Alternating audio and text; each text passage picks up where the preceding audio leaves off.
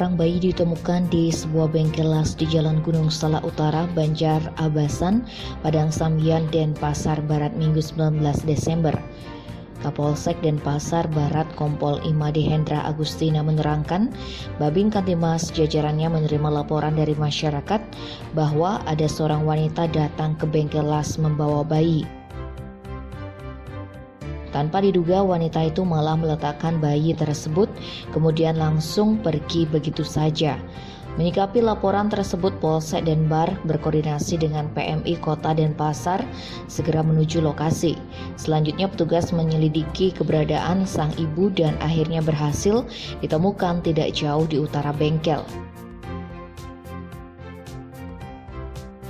Namun ketika diamankan, perempuan berinisial SI tampak linglung. Guna memastikan kondisi kesehatan dan motifnya membuang sang buah hati, dia dibawa ke Mapolsek Denpasar Barat untuk dimintai keterangan. Selanjutnya masalah ini akan ditindaklanjuti oleh Unit Perlindungan Perempuan dan Anak, Satuan Reserse Polresta Denpasar.